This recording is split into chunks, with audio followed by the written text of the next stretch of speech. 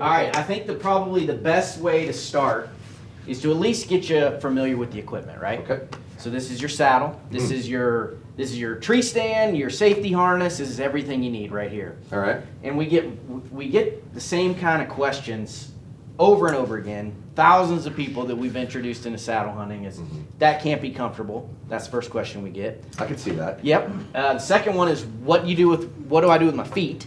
You know, I'm hanging from this rope up in the tree. What do I do with my feet? We solve that with our Predator platform. And then it's how do I shoot out of that thing? So we'll show you, once we get up here in the saddle, we'll show you exactly how you shoot out of that thing and show you how you can shoot 360 degrees around the tree with no dead spots. No matter where the deer comes from, you can kill them. Okay. Okay? So first things first is your saddle. So it's a few different components. First of all, you got your bridge. Okay. This is our Amsteel Utila bridge. This is called your bridge. Okay. It's fully adjustable. You can make it smaller, tighter, depending on, comfort and how big a fella you are. You got a waist belt, you got leg straps, and this is all climbing rated. Ernie, what does this break at? 9,000 pounds, and I think most of the webbing is 6,000 or more. So we rate it for 300, but it's so, I mean, Sasquatch could hunt out of this thing. It's really, really, really robust.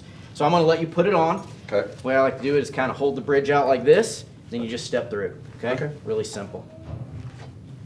Put that around and then buckle it around your waist. Step both through. Yep, step through, all the way through. Make sure there was a process. Yep, Skipping here. that's right. And then you got a waist belt here. You can buckle this on. We call this our freedom belt. And that slides through, and so you can adjust it. Yep, come through your bridge here, just like that. There you go, nailed it. Yep, and you don't need it super tight. Now I like it to ride kind of right above my hips. It looks like it's right about where you want to be. Then you want to reach through your legs and grab your waist belt. I'm not going to reach through your legs. You sure? Yeah. I don't mind. I'm a pretty comfortable fella. I just met you this morning, so you need to buy me. I didn't even buy me a drink. Buy me a drink first, buddy. And drop those in there, just like you got. Yep. Where'd they go? Orange to orange. Oh. Okay. So we're going to drop that. Come in from the top. It's like a hook. Exactly right. Drop it in. Okay. Now you're Does safe. it matter if the hook is upward or down? I like to go in from the top, so that way I'm not fighting gravity. That would make sense. Gravity's helping me out.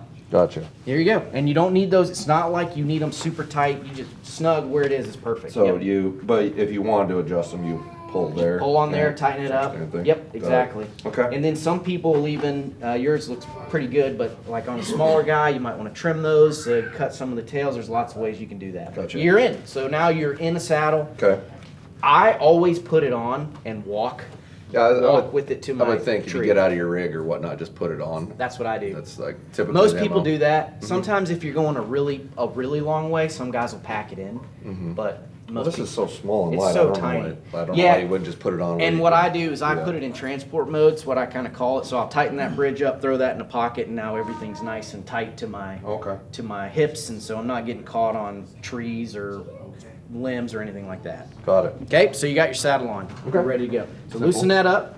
Yep, pulling that knot. Yep, and you want to start right about there. Yeah, I like to leave just a little bit of tail here for adjustability. Okay. But that can change once you get set up in the tree. All right. So this is your platform. This is how you maneuver for a shot. This is the Predator V. This is our 5th generation of this platform. The Predator platform is what started this whole thing back in 2018. Okay. And so we've just continually improved upon it, and now we're on our 5th generation, and that's called the Predator V. So to hook in, this is your tether. Before we go past that, what makes this unique over like somebody else's platform? I know there's other platforms out there. What's really unique to you guys? So first of all, we always focus on simplicity and weight. Okay. Very, very simple, idiot-proof. We like to be able to do it in the dark with gloves on. You got to keep it simple. So we have a thing that we call fiddle factor. Some people put lots of fiddly things on their stuff. We don't do that. Simple. Very, very simple.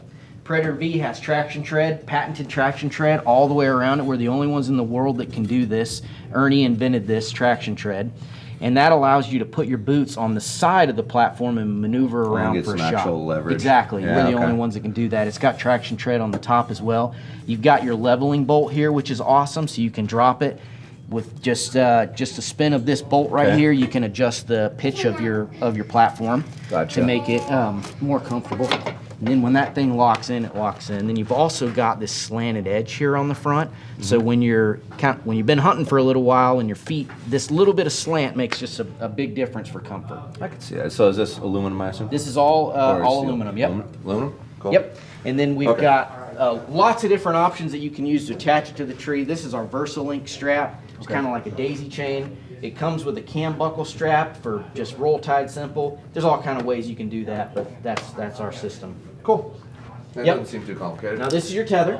Okay. So when you are climbing the tree, Yes. you're going to use your lineman belt. Okay. Okay. So that would attach here and here to these big, huge lineman loops. Gotcha. That would go around the tree, and Okay. as you put your sticks on, you would move that lineman belt up so you're Yeah. nice and safe. Yeah, and we it were- helps with two hands. We were trying to follow a tree in the back of the building, and Matt had all his stuff on, so I watched somebody actually use it. I've never even watched somebody use one. Yeah. So, but yeah, that was kind of neat. You just throw around and Yep. flip it up. Safe. Another step. And it's actually faster Does because now, it now look you've like got a little your bit of an hands. acrobatic thing going on Can there? be. Yeah. Yeah, if you get a weird wonky tree or something, it can be acrobatic.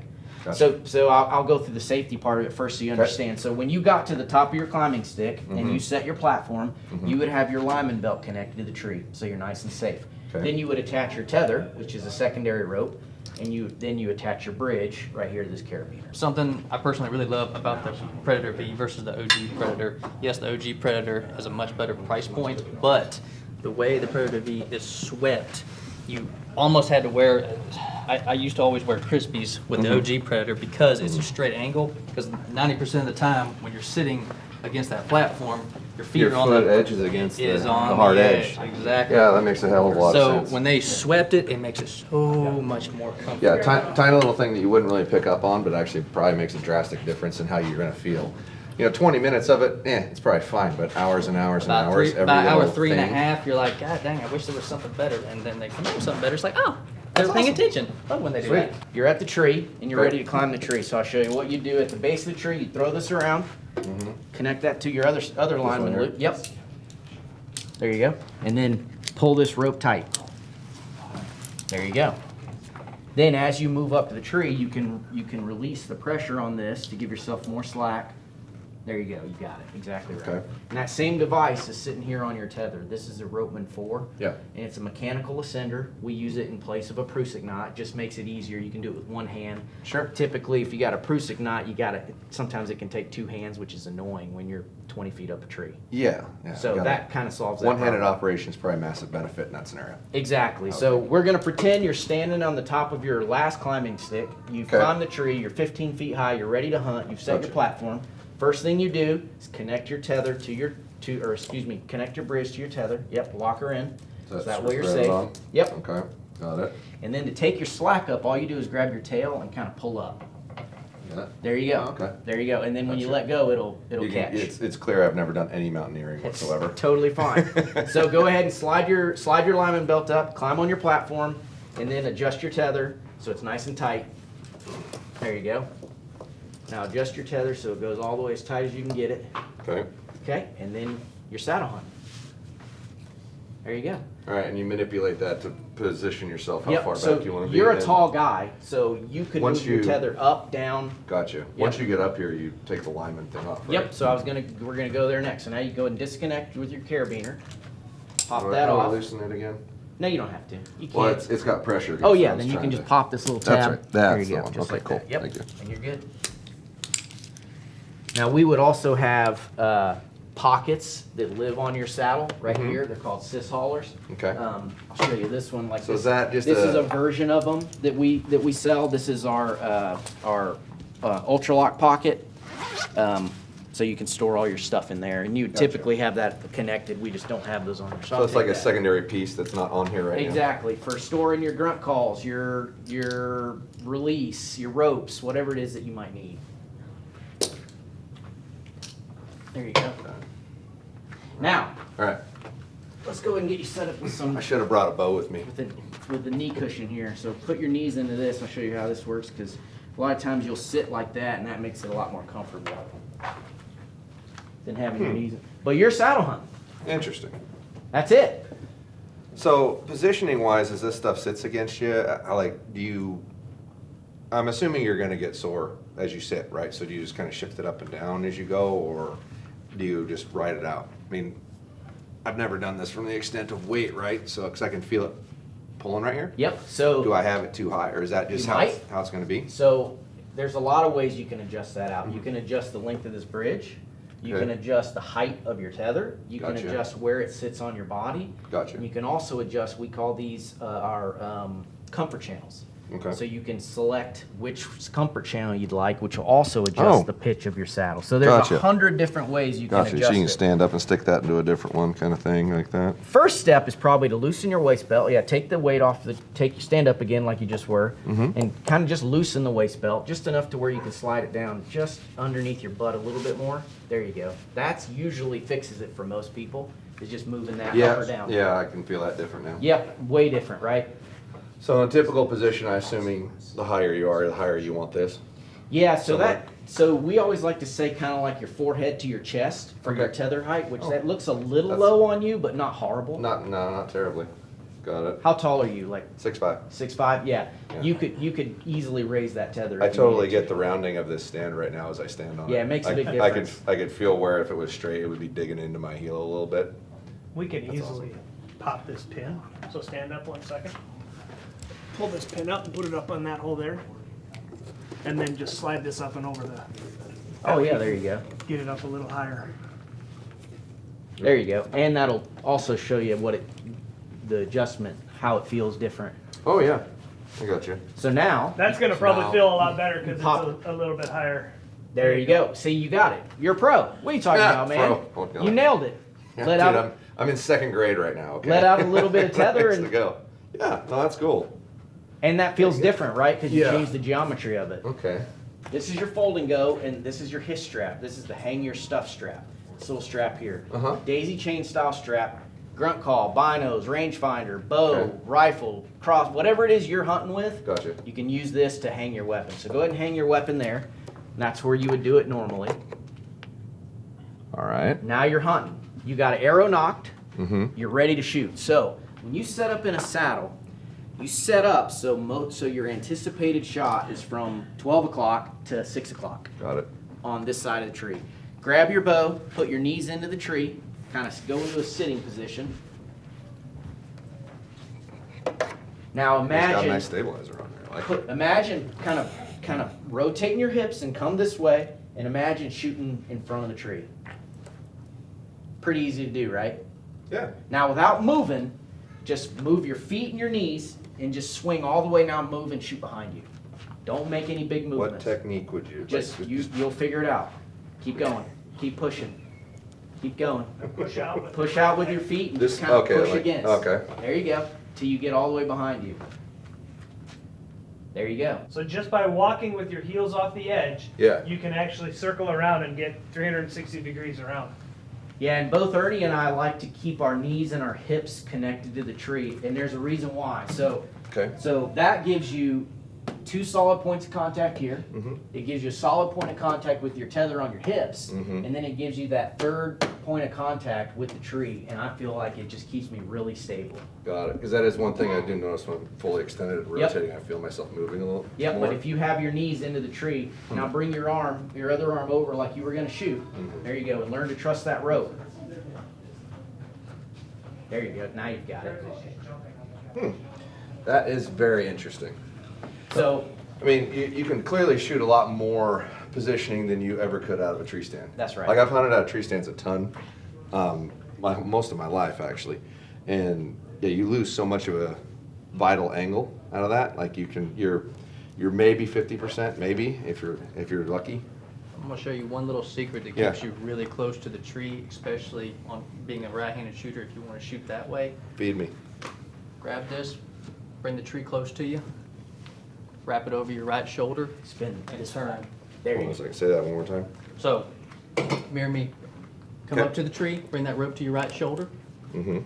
turn with that rope going across your chest. Like that. All Yep. the way around. Yep. Okay. Pivot all the way around. Might need to bring that. You know, this feels awkward, a foot off the ground. I can only fathom what it feels like 20 feet up or 30 feet up. Well, and Yeah. here's the other thing that's causing problems for you. You're a big guy. What size shoe do you wear? 15. Yeah, so you got a 15 size shoe. You know what and else you're causes wearing- problems? What's that? Finding a 15 shoe. I can imagine. Have fun with that shit. Yeah. This is not size 15. This is not what I would buy. I would buy the XL. This is 40% larger. Sure. And if you were on a 40% larger platform, you would feel much more comfortable. So big guy, big shoe, bigger platform. Got it. Okay? But we've got you on the small one for now. Sure. That would make a huge difference. Yeah, I can see. I bet you there's probably about 4 or 5 different weird maneuvering things that would make this really. Because I mean, when you told me to do that, I could shoot over there. Yes. Pretty easily. So the other way you can shoot over there, knees to the tree, and just kind of push yourself around. Keep coming this way. Come towards me. Just keep pushing your feet. Yep. Till you come all the way around. Push on that platform, and you can come all the way around the top side, Oh yeah. and you can shoot over there. Now keep in mind, this is the first time you've ever done I think it. you could move this far. You can do it. Yeah. That's And wild. and Like here's you something really that's can. Kind of holding. Set this up in your backyard Mhm. or at a range, and just put the targets around the tree and practice that for 30 minutes. You're a pro.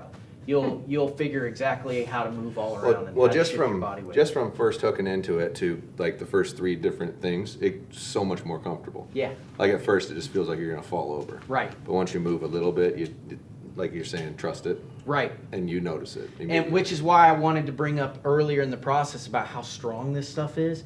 Like, you can't break it. I mean, you could accidentally cut this with your broadhead, cut half of it while you're in a tree, and it would still hold you just fine.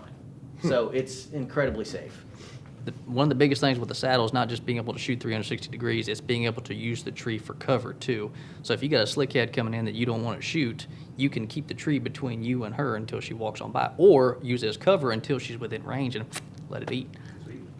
That's awesome. So Yeah, much and of it, and so much it's of it, I it's never thought about. Honestly, it just never occurred to me. So with a Prusik knot, anytime you want to tighten it or loosen it, you pretty much have to apply pressure with your right hand if you're a right hand dominant person in order to make it tighter or looser to go up and down the tree. Because the further you go up the tree, the skinnier the tree gets, so the tighter you want your Prusik knot. Well, the aggravating part about that, like I said, is using 2 hands. Eliminate the Prusik knot and use either the Kong or the Ropeman 2 and just pull on this little tab, and it's just a one-handed operation. And even more importantly, we're gonna drop this. I get mad and throw it down. Even more importantly, when you're up in the tether, is when let's say you want to go to a seated position. All you gotta do is pull this. Let's say if I had a saddle on, boom, you're seated. Deer comes in, you need to stand up a little bit, one-handed. Boom, now you're closer to the tree, you can lean back and make your shot. So what are your questions thus far? Honestly, as far as the function of everything, nothing. I think you covered it very well as how to do it, how it's going to feel, how you rotate, how you move, how you get all the way around the Yep. tree. My questions are the differences in the product line at this point. The functional purpose I feel good about. Available now at Nashville North Archery and PodiumArcher.com. Use coupon code BMAC to save some money.